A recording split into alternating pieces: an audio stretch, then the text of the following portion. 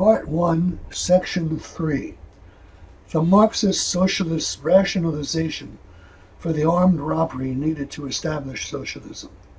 Alleged exploitation and wage slavery under capitalism. As I have indicated, the Marxist socialists have a rationalization for their desire to steal the means of production from the capitalists and to murder the capitalists.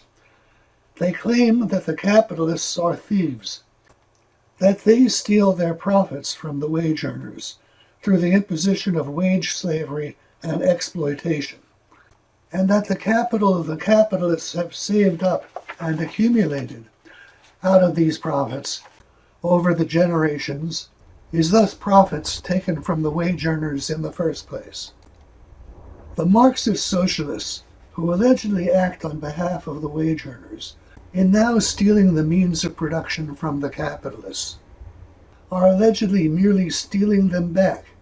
They are guilty of nothing more than the, quote, the expropriation of the expropriators, to use a favorite expression of the Marxist socialists. Here is what the Great Soviet Encyclopedia, 1979, has to say on the subject. The expropriation of the expropriators is lawful, since the sizable properties of the exploiting class was accumulated by robbing and mercilessly exploiting the working masses.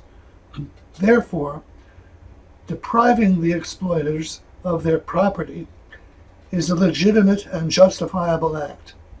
The working people thereby regain the wealth that they created, that is rightfully theirs, and that was taken from them by force.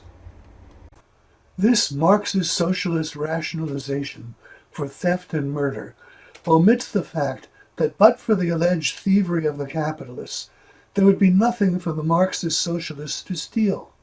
Unlike real-life thieves, who typically consume their loot in buying drugs, alcohol, and the services of loose women, the alleged capitalist thieves save and invest their alleged loot. They accumulate capital in the form of materials, tools, machines, buildings, and all kinds of infrastructure, as well as use a substantial portion of it to pay wages. Thus, without them and without their alleged thievery, there would be nothing for the Marxist socialists to steal. Further, while the capitalists accumulate capital, their alleged victims do not. If the capitalists' alleged victims did accumulate capital out of their earnings, as the capitalists do, the Marxist socialists would no longer describe them as victims, but as capitalist exploiters. According to Marxism-socialism, in order not to be a capitalist exploiter and thief, one must not accumulate capital, for if one does, one is then a capitalist and therefore an exploiter and thief. So the claim that the theft of the capitalist's wealth qualifies as a return of wealth to the wage earners, who did not accumulate any part of it and never had any part of it, is simply an absurdity. Furthermore, what the capitalists allegedly took from the wage earners, according to the Marxist socialists, was never any actual tangible property, but labor, for which they allegedly did not pay. And the alleged proof of this, according to the Marxist socialists, is that anything whatever that the capitalists receive in the process of production represents labor for which they allegedly do not pay. This is because, according to the Marxist socialists, the entire value added in the productive process belongs by right to the wage earners, and thus anything whatever that the capitalists obtain is an unjust deduction of theft, a part of what is naturally and rightfully wages.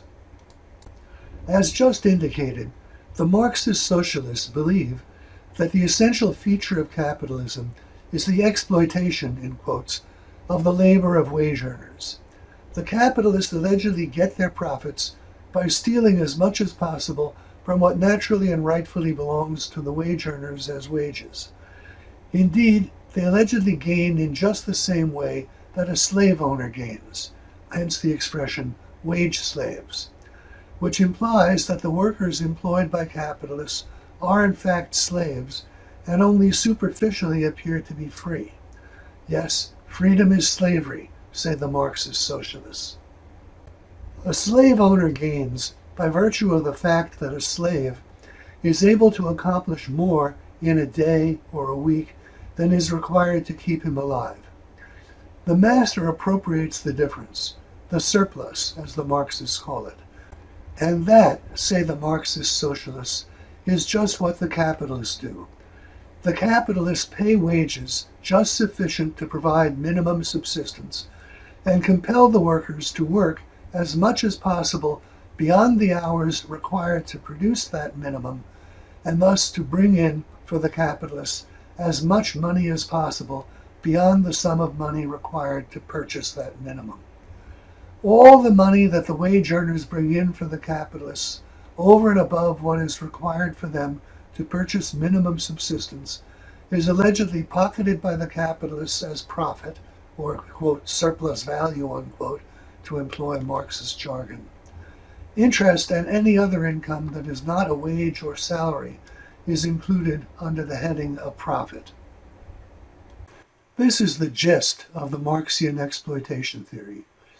Marx, however, takes over 800 pages to present it.